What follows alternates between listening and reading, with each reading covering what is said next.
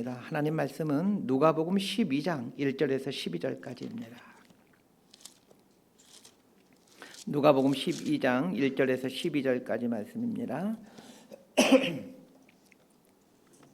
번갈아 가면서 읽습니다. 제가 먼저 읽겠습니다. 그동안에 무리 수만 명이 모여 서로 밟힐 만큼 되었더니 예수께서 먼저 제자들에게 말씀하여 이르시되 바리새인들의 누룩 곧 외식을 주의하라. 감추인 것이 드러나지 않을 것이 없고 숨긴 것이 알려지지 않을 것이 없나니 이러므로 너희가 어두운 데서 말한 모든 것이 광명한 데서 들리고 너희가 골방에서 귀에 대고 말한 것이 지붕 위에서 전파되리라. 내가 내 친구 너희에게 말하노니 몸을 죽이고 그 후에는 등이 더 못하는 자들을 두려워하지 말라. 마땅히 두려워할 자를 내가 너희에게 보이리니 곧 죽인 후에 또한 지옥에 던져넣는 권세 있는 그를 두려워하라. 내가 참으로 너희에게 이르노니 그를 두려워하라. 참새 5마리가 두 앗사련에 팔리는 것이 아니냐. 그러나 하나님 앞에는 그 하나도 잊어버리시는 바 되지 아니하는도다. 너희에게는 심지어 머리털까지도 다 세신 바 되었나니 두려워하지 말라. 너희는 많은 참새보다 더 귀하니라. 내가 또한 너희에게 말하노니 누구든지 사람 앞에서 나를 시인하면 인자도 하나님의 사자들 앞에서 그를 시인할 것이요 사람 앞에서 나를 부인하는 자는 하나님의 사자들 앞에서 부인을 당하리라. 누구든지 말로 인자를 거역하면 사하심을 받으려니와 성령을 모독하는 자는 사하심을 받지 못하리라. 11절 12절 함께 있습니다. 사람이 너희를 회당이나 위정자나 권세 있는 자 앞에 끌고 가거든 어떻게 무엇으로 대답하며 무엇으로 말할까 염려하지 말라. 마땅히 할 말을 성령이 곧 그때에 너희에게 가르치시리라 하시니라. 아멘. 기도하고 말씀 선포합니다. 하나님 아버지, 거룩한 주의를 주셔서 감사드립니다. 상향성의 세상에서 늘 올라갈 것만, 많아질 것만 생각하며 살다가 잠시 걸음을 멈추고 하나님 앞에 나와 낮아짐으로 오신 예수 그리스도 그분을 바라봅니다. 무엇이 우리 인생이 살 수 있는 길임을 예배를 통해서 배워가게 하여 주시고 세상의 길에 구원이 없고 오직 하나님의 길에 구원이 있음을 깨달아 오늘도 하나님의 길을 우리 삶 속에 받아들이며 또 결단해가는 시간 되게 하여 주옵소서. 예수님의 이름으로 기도드리옵나이다. 아멘. 이탈리아의 유명 배우이자 감독인 로베르토 베니니가 연출자 겸 주연 배우로 등장한 인생은 아름다워라는 작품이 있습니다. 몇 번을 봐도 감동이 밀려오는 영화입니다. 이 영화는 나치가 맹위를 떨치던 1930년대 이탈리아를 그 배경으로 합니다. 로베르토 베니니가 분장한 역은 귀도라는 이름의 유대인 역입니다. 귀도는 유머가 많고 긍정적인 생각을 갖고 있는 사람입니다. 귀도는 이 도라라는 여인을 사랑하게 되어 결혼을 하죠. 이들 사이에 조수아라는 아주 귀여운 아들이 태어납니다. 귀도 부부는 서점을 운영하며 행복한 삶을 살아갑니다. 그런데 조수아의 생일날에 사건이 터집니다. 도라가 조수아의 생일 파티를 준비해 집에 돌아왔는데 집이 난장판이 되어 있고 귀도와 조수아가 보이질 않습니다. 나치 군인들에 의해 유대인 수용소로 끌려간 것입니다. 수용소에 끌려가는 중에 귀도는 어린 조수아에게 이렇게 말합니다. 조수아, 이건 엄마 아빠가 몇 달 동안이나 고민했던 너의 생일 선물이다. 깜짝 놀라게 하려고 말을 안 했던 거지. 어디로 가는지도 비밀이야. 수용소에 도착한 귀도는 아들에게 자신들이 처한 비참한 현실은 실제로는 신나는 놀이이고 게임이다 라고 얘기를 합니다. 우리는 지금 굉장히 재미있는 게임을 하고 있는 중이야. 벌점 당하지 않고 1000점을 따게 되면 게임은 끝이 나고 이긴 사람에게는 탱크를 선물로 주지. 다들 1등을 하려고 너에게 거짓말하는 거니까 절대로 속으면 안 된다. 이렇게 아들을 안심시켰지만 귀도는 조수아가 진실을 알게 될까 봐 노심초사합니다. 매일 강제노동으로 인해 죽어가는 사람들이 생겨나고 가스실에 끌려가 사라진 일이 일상인데 이런 상황에서도 기도는 이 타고난 유머 감각과 순발력으로 조수아를 안심시키기 위해 능청을 떱니다. 아버지의 능청스러운 거짓말 덕분에 어린 조수아는 수용소 안에서 구김살 없이 살아갑니다. 마침내 나치의 패망이 다가오자 독일군은 수용소에 있는 유대인들을 모두 죽일 계획을 세웁니다. 기도는 조수아에게 이렇게 말합니다. 조수아, 1000점이 이제 거의 채워졌어. 그런데 1000점을 채우기 위해서는 마지막 숨바꼭질 게임에서 나치 군인들에게 들키지 말아야 해. 조수아는 하루를 꼬박 나무 괴짝에 숨어 날이 밝기를 기다립니다. 이제 몇 시간만 들키지 않으면 1000점을 받게 될 것이고 탱크를 선물로 받게 될 것을 기대하면서 말입니다. 그런데 괴짝 안에 숨어있던 조수아가 발각될 위기에 처하게 됩니다. 이때 기도가 재치를 발휘하여 조수아가 숨어있는 괴 쪽으로 향하고 있던 군인들을 자신에게 오게 하여 자신이 잡혀서 끌려가게 됩니다. 기도는 나치 군인에게 잡혀가면서 그 아들이 숨어있는 나무 괴짝을 향해 윙크를 하고 마치 병정놀이를 하듯 과장된 거리로 이제 끌려가죠. 그리고는 이제 사살당합니다.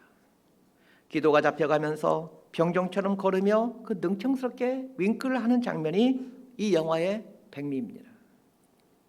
다음 날 패망한 나치가 철수하게 되고 정적만이 가득한 수용소 광장에 조수아 혼자 서 있습니다. 조수아는 누가 1등상을 받게 될지 몹시 궁금해하며 사방을 두리번거립니다. 이때 수용소 광장 안으로 연합군의 탱크가 요란한 소리를 내며 다가옵니다. 조수아는 아버지가 말한 게임에서 이겨 탱크가 오는 줄 알고 두 발을 번쩍 들어 외칩니다. 아빠, 내가 이겼어요. 아들은 탱크 위에 올라타고 있고 거기서 어머니를 만나게 됩니다. 영화는 세월이 흘러 성년이 된 조수아가 아버지 귀도를 회상하는 장면으로 끝을 맺습니다. 조수아도 어느덧 하나의 아버지가 되어 있습니다. 아버지가 된 조수아가 아버지 귀도를 회상하며 이런 말을 합니다. 나를 이처럼 사랑하신 아버지가 있었기에 지금의 내가 존재할 수 있습니다. 이 100점으로는 부족한 이 1000점짜리 감동을 주는 영화입니다. 인생은 아름다워라는 영화가 뭘 말해주고 싶었던 것일까 곰곰이 생각해 봅니다. 영화의 주된 배경인 수용소는 우리가 사는 이 세상을 의미하는 것 같습니다. 수용소 안의 삶이 공포와 비참함의 연속인 것처럼 우리가 살아가는 삶의 공간은 무서운 일들이 많이 일어나는 곳입니다. 기도가 아들 조수아에게 이건 게임이다 라고 말해준 것처럼 살아간다라는 것은 어쩌면 게임일지도 모릅니다. 그리고 게임이 끝난 후에는 상급이 있다라고 말해준 것처럼 삶이라는 게임이 끝난 후에는 반드시 상이 있다라는 것을 말해주지 않나 생각을 합니다. 그런데 조수아가 아버지 말을 온전히 신뢰하고는 그 공포스러운 수용소의 삶을 게임으로 생각하고 있고 게임 후에 얻게 될 상급을 염두에 두고 결국은 수용소 생활을 벗어나는 큰 상을 받게 되지만 정작 조수아가 받게 된 가장 큰 상은 아버지의 사랑을 깨달은 것입니다. 살아온 날보다 이제 살아갈 날이 적은 나이가 되어져 가고 있습니다. 살아갈 날이 점점 줄어들고 있다는 것을 피부로 경험하면서 종종 생각하는 것이 있습니다. 인생 마지막 자락에 이르게 되면 지난 세월 살아왔던 인생을 자주 회고하게 될 텐데 나는 나의 지난 인생에 대해 무슨 생각을 하며 인생 마지막 자락을 살아갈까 생각해 보곤 합니다. 혹 그럴 가능성이 있을지 모르겠지만 큰 교회를 이루게 되었다면 인생 마지막 자락에서 큰 교회를 이룬 것을 인생 최고의 업적으로 여기며 감사하고 있을까요? 혹 그럴 가능성이 있을지 모르겠지만 제 자녀들이 걸출한 인물들이 되어 자녀를 잘 키운 것을 흐뭇해하며 인생 마지막 자락을 보내게 될까요? 확신하건대 그런 것이 제 인생 마지막 자락의 회고의 주제가 될 수 없다는 것을 알고 있습니다. 인생 마지막 자락의 회고의 주제는 단연코 험난한 인생 여정 동안 한 번도 한눈 팔지 않고 지켜주시고 인도해 주신 하나님의 친절한 사랑일 것입니다. 그러면서 인생은 아름다워 라는 작품에서 아버지가 된 조수아가 나를 이처럼 사랑하신 아버지가 있었기에 지금의 내가 존재할 수 있었습니다 라는 고백을 하며 그 영화에 막이 내리는 것처럼 나를 이처럼 사랑해 주신 하나님 아버지가 있었기에 지난 인생 여정 동안 행복하게 살 수 있었습니다 라고 고백하며 인생 막을 내리지 않을까 생각이 듭니다. 누가복음 9장 51절부터 19장 27절까지는 예루살렘으로 가는 도중에 있었던 일과 예수님이 선포하신 말씀을 다루고 있습니다. 그리고 19장 28절부터는 예수님이 예루살렘에 도착하여 이제 본격적으로 고난을 당하시는 이야기를 다루면서 누가복음은 끝을 맺고 있습니다. 오늘 우리가 읽은 누가복음 12장 1절부터 12절은 3년여간의 공생의 끝부분으로 이제 갈릴리 사역을 마치시고 예루살렘으로 향하시는 중에 있었던 일을 다루고 있습니다. 예수님은 당신이 예루살렘에 도착하면 붙잡혀서 십자가에 달려 죽으신다는 것을 잘 알고 있습니다. 머지않아 잡히시고 십자가에 달려 죽으신다는 것을 잘 알고 있는 상태에서 오늘 본문 말씀을 주십니다. 오늘 본문은 제자들에게 해주시는 말씀인데 마치 유언과 같은 말씀처럼 보여집니다.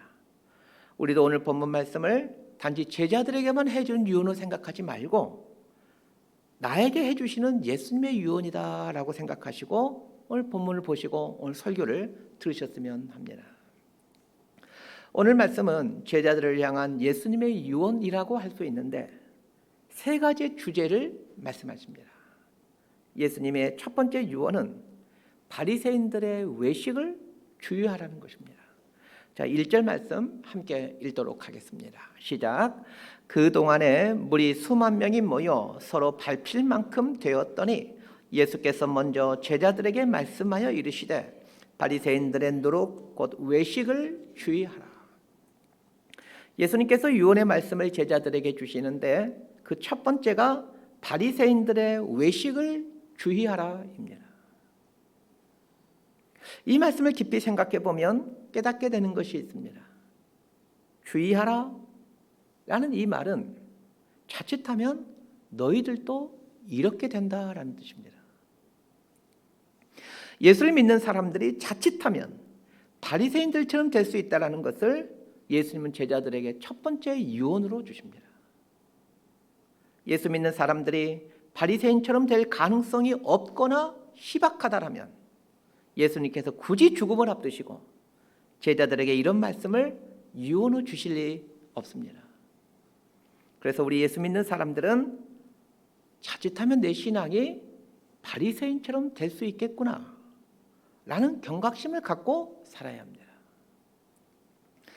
지난 며칠 전 금요기도회 때 설교 본문이 마가복음 말씀이었는데 금요기도회 말씀도 바리새인의 누룩을 주의하라 라는 말씀이었습니다. 제자들은 떡이 없음을 염려하고 있는데 예수님은 떡이 없음을 염려하지 말고 바리새인처럼 위선적인 사람이 되는 것을 염려하라 라는 게 며칠 전 금요기도의 설교 내용이었습니다. 성경을 보면 예수님께서 바리새인의 위선에 대해 심각하게 그리고 너무 자주 말씀하고 있지만 정작 우리 그리스도인들은 바리새인의 위선에 대해 크게 신경 쓰지를 않습니다. 오늘날 바리새인의 위선을 주의하라 라는 설교를 자주 하는 교회는 찾아보기 어렵습니다. 위로와 격려의 설교가 대부분이지 예수님이 그토록 강조하셨고 주의하라고 하셨던 그 신앙의 위선에 대해서 설교하기를 싫어합니다. 내 신앙이 살아있다라면 내 모습이 바리새인과 다를 바 없구나라고 생각하며 살게 됩니다. 반면에 내 신앙이 죽어있게 되면 내 모습이 바리새인의 모습이라고 인정하지 않습니다. 그리고 아예 그런 생각 자체를 하지를 못합니다. 그런데 아십니까? 신앙이 죽게 되면 이런 현상이 나타나야 된다는 겁니다. 나는 바리새인의 외식과는 나하고는 상관이 없어. 이런 생각도 하지도 않고 아예 그런 생각 자체를 하지 않게 되는 겁니다. 바리새인들의 외식을 주의하라는 예수님의 말씀을 통해 얻게 되는 두 번째 깨달음은 마지막 시대가 될수록 바리새인의 외식적인 신앙 행태가 두드러지게 나타난다는 것입니다. 마지막이 되어갈수록 교회 안에는 바리새인의 외식을 닮아가는 사람들이 많아질 것입니다. 그러면 이 바리새인의 외식이 무엇인지 살펴보겠습니다. 바리새인의 외식에 대해 설명드릴 때 여러분이 이제 하셔야 될 것이 있습니다.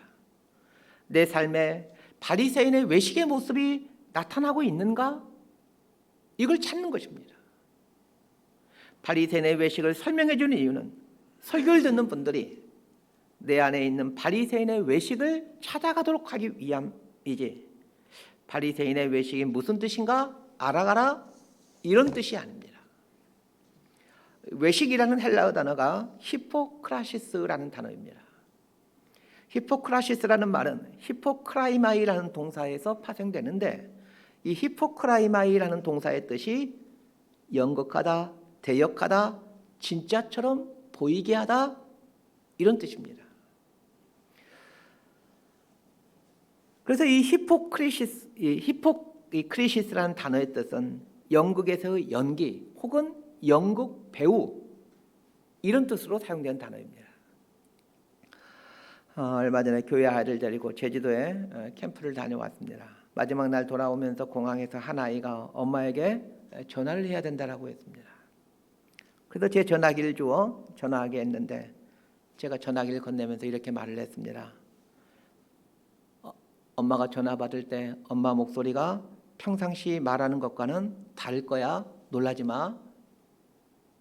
제 전화기로 전화를 하니 전화를 받는 분은 제 번호가 뜰 것인데, 목사님의 전화를 받게 되면 대부분의 성도님들이, 특별히 여성분들이 평상시 목소리를 사용하지 않습니다. 아이의 엄마는 제 번호로 찍힌 전화가 오니 당연히 저인 줄 알고 전화를 받겠죠. 아이가 엄마 통화하고 나더니 저에게 이렇게 말했습니다. 목사님, 우리 엄마 말투가 유치원 선생님 말투 같아요. 물론 어머님 입장에서는 목사님에게 예의를 갖추기 위해 그 유치원 선생님 목소리로 바꾸어 전화를 받았을 것입니다. 예의를 갖추기 위해 유치원 선생님의 목소리로 통화하는 것은 전혀 이상한 일이 아니지만, 그러나 신앙에 있어서 연기는 참으로 무서운 일입니다. 신앙에 있어서 연기하는 것을 예수님은 외식이라는 단어로 표현하십니다. 바리새인의 외식이란 믿음이 좋은 사람인 양 연기하는 것을 말합니다. 제가 종종 말씀드리잖아요. 믿음이 좋은 사람 취업 하지 마시라고. 마지막 때가 가까이 올수록 교회 안에는 믿음이 좋은 사람인 척 연기하는 사람들이 많아질 것이라고 예수님께서 경고하십니다. 그러면서 제자들에게 너희들이 그렇게 되는 것을 주의하라 라고 말씀하십니다. 그러면 왜 신앙의 외식, 달리 말하면 믿음이 있는 척하는 사람들이 생겨나는 것일까요? 사람들로부터 좋은 평판을 받기 위함입니다. 이스라엘은 종교 공동체입니다. 종교 공동체에서는 신앙이 가장 큰 가치이고 덕목입니다. 하나님을 믿는 신앙을 가장 큰 가치로 여기는 이스라엘 사회에서 신앙이 좋은 사람으로 평가받는다라면 이것만큼 매력적인 일이 어디 있겠습니까? 그런데 신앙이란 무엇입니까? 하나님을 믿고 하나님을 우러러 보는 것입니다. 달리 표현하면 하나님께 좋은 평판을 받는 것이 신앙입니다. 반면에 위선이란 사람들에게 좋은 평판을 받기 위해 연기하는 것을 말합니다. 조금 거북스러운 말씀드리겠습니다. 저는 저희 교회 헌금을 1.5배로 늘어나게 하는 방법을 알고 있습니다. 저뿐만 아니라 목사님들이라면 다 알고 있는 사실입니다. 예배 시간에 헌금 바구니 돌리고 주보에 헌금하신 분들 명단 올리면 헌금 액수 1.5배로 늘어납니다.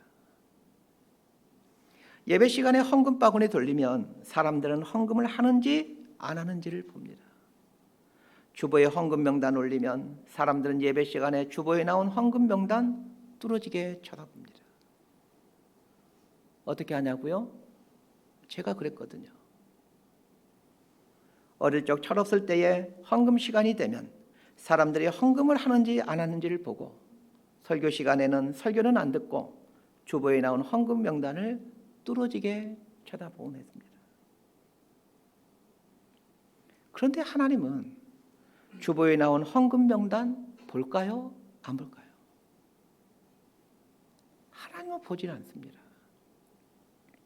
반면에 사람은 봅니다. 마지막 때가 되면 신자들이 사람들에게 보여지는 것에 관심을 두게 되고, 반면에 사람은 보지 않지만 하나님이 보시는 것에 관심을 두지 않게 됩니다. 그런데 하나님을 신앙한다라는 말은 하나님이 보시는 것에 관심을 두고 산다라는 말입니다. 내 신앙생활이 바른 신앙생활을 하고 있다면 하나님이 보시는 것에 신경을 쓰며 살게 되고, 하나님이 보시지 않는 것에 대해서는 신경을 쓰지 않고 살게 됩니다. 반면에 바리새인의 외식을 닮아가게 되면 하나님이 보시는 것에는 신경 쓰지 않고 사람들이 보는 것, 사람들이 관심 갖고 있는 것에 신경을 쓰고 살아갑니다. 그러면 왜 바리새인의 외식을 닮아가는 삶을 살면 안 되는 것일까요? 2절과 3절 말씀 함께 보도록 하겠습니다. 시작. 감춘 것이 드러나지 않을 것이 없고 숨긴 것이 알려지지 않을 것이 없나니, 이러므로 너희가 어두운 데서 말한 모든 것이 광명한 데서 들리고 너희가 골방에서 귀에 대고 말한 것이 지붕 위에서 전파되리라. 왜 바리새인의 외식을 닮아가면 안 되는 것입니까? 인생은 반드시 끝이 있고 그 끝에서 하나님 앞에 서게 되기 때문입니다. 그리고 하나님 앞에 서게 될 때 모든 것이 밝히 드러나기 때문입니다. 신앙이 있는 척하며 사람들에게 좋은 평판을 받고 살고자 했던 것의 실체가 드러나게 된다는 말입니다. 그러기에 예수님은 위선적인 신앙을 갖는 것을 주의하라 라고 말씀하셨던 것입니다. 예수님께서 제자들에게 남기신 두 번째 유언은 하나님을 두려워하며 사는 것입니다. 하나님을 두려워하며 사는 것과 이 바리새인의 위선은 반대말 같지만 실은 같은 말입니다. 하나님을 두려워하며 살면 위선에서 벗어난 삶을 살 수가 있습니다. 자, 4절과 5절 말씀 우리 함께 읽도록 하겠습니다. 시작. 내가 내 친구 너희에게 말하노니 몸을 죽이고 그 후에는 능히 더 못하는 자들을 두려워하지 말라. 마땅히 두려워할 자를 내가 너희에게 보이리니 곧 죽인 후에 또한 지옥에 던져 넣는 권세 있는 그를 두려워하라. 내가 참으로 너희에게 이르노니 그를 두려워하라. 예수님께서 제자들에게 남기는 유언으로 하나님을 두려워하며 살아라 라는 말씀을 하신 것은 하나님을 믿는 사람들조차도 정작 하나님을 두려워하지 않고 살 가능성이 높기 때문입니다. 오늘 본문에 보면 예수님께서 두려워하라 라는 말씀을 하십니다. 성경에는 수도 없이 나오는 말이 두려워하지 말라, 놀라지 말라 라는 말씀입니다. 어떤 분들은 성경에 두려워하지 말라는 말이 365번 나온다고 하면서 두려워하지 말라라는 말씀이 365번이나 등장하는 것은 365일 매일매일 두려워하지 말라라는 뜻이라고 해석해 주기도 합니다. 그런데 예수님은 오늘 본문에서 두려워하라라고 말씀하십니다. 두려워하는 삶을 사는 것이 맞는 것입니까? 두려워하지 않는 삶이 맞는 것입니까? 성경에서 말하고 있는 두려워하지 말라라는 말은 세상에 대해서 두려워하지 말라라는 말이고, 예수님께서 말씀하신 두려워하라라는 말은 하나님에 대해서는 두려워하라라는 말입니다. 정반대의 말 같지만 사실은 똑같은 말입니다. 이 두 개를 연결해서 이해하면 하나님을 두려워하며 살게 되면 세상에 대해서 두려워하지 않게 된다는 뜻입니다. 왜 우리가 세상을 두려워하고 앞날을 염려합니까? 하나님을 두려워하지 않기 때문입니다. 꼭 기억하십시오. 하나님을 두려워하지 않게 되면 세상을 두려워하고 앞날을 염려하며 살게 됩니다. 반면에 하나님을 두려워하며 살게 되면 세상에 대해서 두려워하지 않고 앞날에 대해서 염려하지 않게 됩니다. 예수님께서 제자들에게 주신 유언 두 번째는 하나님을 두려워함으로 세상에 대해 앞날에 대해 두려워하지 않는 삶을 살라는 말씀이셨습니다. 그러나 사람들은 반대로 삽니다. 하나님에 대해서는 두려워하지 않고 세상에 대해서는 앞날에 대해서는 두려워하며 삽니다. 우리 믿는 사람들 대부분이 아마도 이런 믿음을 갖고 있을 겁니다. 하나님이 내 인생을 책임져 주시고 인도해 주신다라고 말입니다. 그런데 하나님이 내 인생을 책임져 주시고 인도해 주신다라는 말에는 이런 뉘앙스가 있는 것 같습니다. 내 인생의 굵직한 것들에는 하나님의 개입과 인도하심이 있지만 작고 사소한 일들에는 하나님이 별 관심이 없으실 거야, 이런 생각이 깔려 있는 것 같습니다. 이렇게 생각할까 봐 예수님은 참새 이야기와 머리털 이야기를 해주십니다. 자, 6절과 7절 말씀 함께 읽습니다. 시작. 참새 5마리가 두 아사리온에 팔리는 것이 아니냐. 그러나 하나님 앞에는 그 하나도 잊어버리시는 바 되지 아니하는도다. 너희에게는 심지어 머리털까지도 다 세신 바 되었나니 두려워하지 말라. 너희는 많은 참새보다 더 귀하니라. 참새 5마리가 두 아사리온에 팔리는 것은 아주 사소하고 일상적인 일입니다. 아사리온이라는 화폐 가치는 16분의 1 데나리온입니다. 데나리온이 노동자의 하루 품삯이기에 한 아사리온은 2분의 1 시급이라고 생각하면 됩니다. 지금 우리나라 최저 시급이 한 10,000원 가까이 되기에 한 아사리온은 현재 우리나라 화폐 가치로 따지면 한 5,000원 정도라고 생각하시면 됩니다. 참새 5마리가 두 아사리온에 팔린다라는 말은 참새 5마리가 10,000원 정도에 팔린다라는 뜻입니다. 당시 가난한 사람들이 먹을 수 있었던 고기가 참새 고기였다라고 합니다. 참새가 시장에서 팔리는 일은 아주 일상적이고 사소한 일입니다. 그런데 이런 것까지 하나님께서 알고 계시고 보고 계시고 섭리하고 계신다라는 말입니다. 참새 5마리가 10,000원에 팔리는 것을 하나님이 알고 계시고 보고 계시고 섭리하고 계신다라는 것보다 더 작고 사소한 일을 표현하는 것이 7절에 나오는 머리털까지 세신 바 된다라는 말입니다. 사람은 다 가장 자기를 많이 사랑하지만 자기의 머리털 개수를 알고 있는 사람은 없습니다. 워낙 많기도 하지만 매일매일 그 숫자가 달라지기 때문입니다. 샤워할 때마다 빠지고 새로 나기도 하는데 누가 이 머리털을 세겠습니까? 아무리 할 일 없는 사람도 자기 머리털 세는 사람은 없습니다. 그런데 하나님은 우리의 머리털을 세신다라는 것입니다. 전 이런 구절 나올 때마다 삐딱하게 하나님께 질문합니다. 하나님, 할 일이 그렇게도 없으세요? 참새 5마리가 10,000원에 팔리는 것, 나의 머리털을 세시는 것, 이 모든 일들은 우리가 전혀 중요하다고 여기지 않는 일들입니다. 그런데 하나님은 우리가 전혀 중요하다고 여기지 않는 일들까지 알고 계시고 관심 갖고 계시고 기억하고 계시고 인도해 가시고 섭리해 가신다는 것입니다. 무슨 말입니까?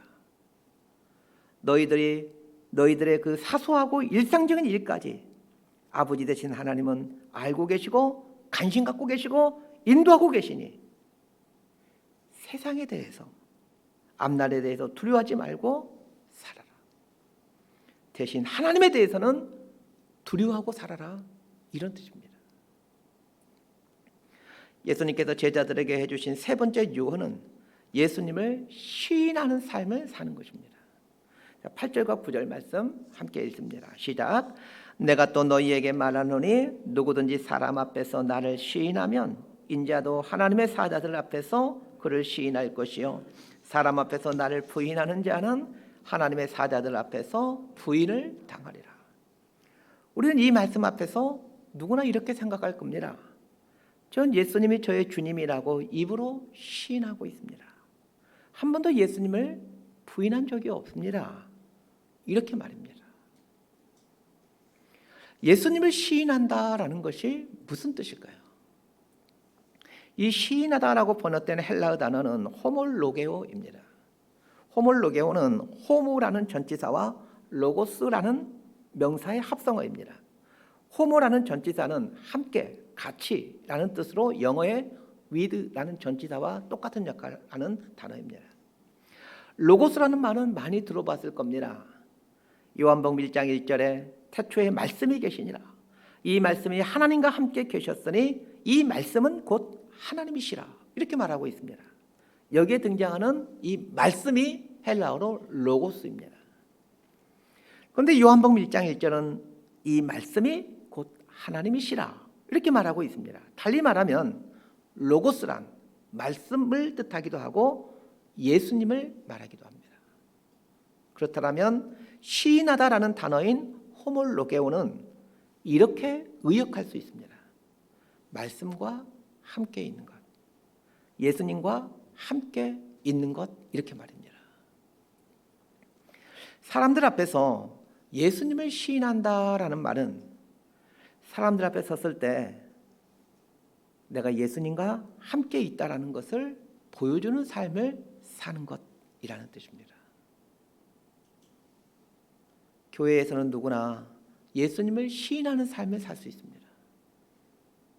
교회에서 예수님을 부인하는 삶을 사는 게 도리어 불가능하고 이상하죠.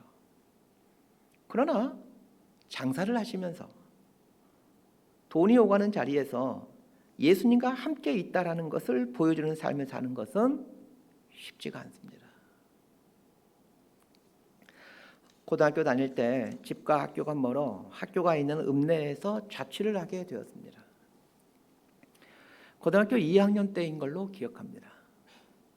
읍내에 처음으로 영어학원과 수학학원이 생겼습니다. 제 기억으로는 과목당 한 달 학원비가 2만 원이었습니다. 영어와 수학을 듣게 되면 한 달에 4만 원이 들어갑니다. 학원에 다니고 싶었지만 그런 돈이 없었습니다. 그런데 뜻밖의 사실을 알게 되었습니다. 읍내에 한겨레 신문 지국이 있었는데 신문을 돌리면 학원비를 내지 않고도 학원에 다닐 수 있다는 것이었습니다. 아마 신문 지국과 학원이 특수관계에 있었던 모양입니다. 그래서 신문을 돌리기로 했습니다.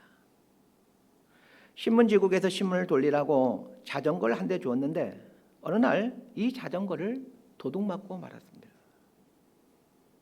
신문을 돌리기 위해서는 반드시 자전거가 있어야 되는데 자전거를 도둑맞았으니 신문을 돌릴 수가 없었고 자전거를 살 돈이 없었기에 걱정이 이만저만이 아니었습니다. 할 수 없이 새벽에 신문을 돌리면서 누군가의 자전거를 훔쳐야만 했습니다. 그리고 훔친 자전거로 신문을 돌리고 신문을 돌린 덕분에 학원비를 내지 않고 학원 강의를 들을 수 있었습니다. 그 일은 지금까지 제 마음을 부끄럽게 하는 멍울이 되어 한없이 저를 초라하게 만들고 있습니다. 고등학교 2학년 때 저는 교회 중고등부 회장을 하고 있었습니다. 교회에서는 모범적인 신앙인이었지만 돈이 오가는 자리에서는 예수님을 부인하는 삶을 살았습니다. 예수님을 시인한다라는 것은 저는 예수님을 구원자로 믿습니다. 예수님이 저의 주님이십니다. 이런 것이 아니라 돈이 오가는 자리에서 예수님이 내 옆에 계심을 믿고 예수님이 보고 계심을 보면서 행동하고 말한다는 뜻입니다.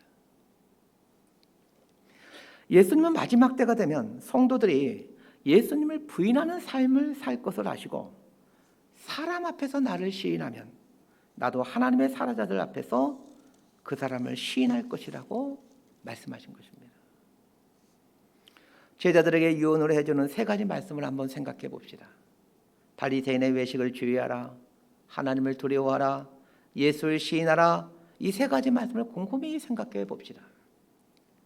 이 세 가지 유언을 지키며 사는 것이 결코 쉽지가 않습니다.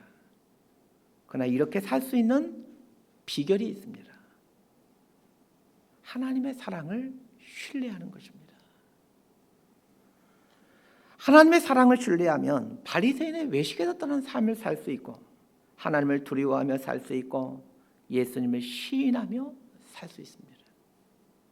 바리새인의 외식의 삶을 사는 이유도 하나님을 신뢰하지 않기 때문이요, 하나님을 두려워하지 않고 사는 이유도 하나님의 사랑을 신뢰하지 않기 때문이요, 예수님을 부인하며 사는 것도 하나님의 사랑을 신뢰하지 않기 때문입니다.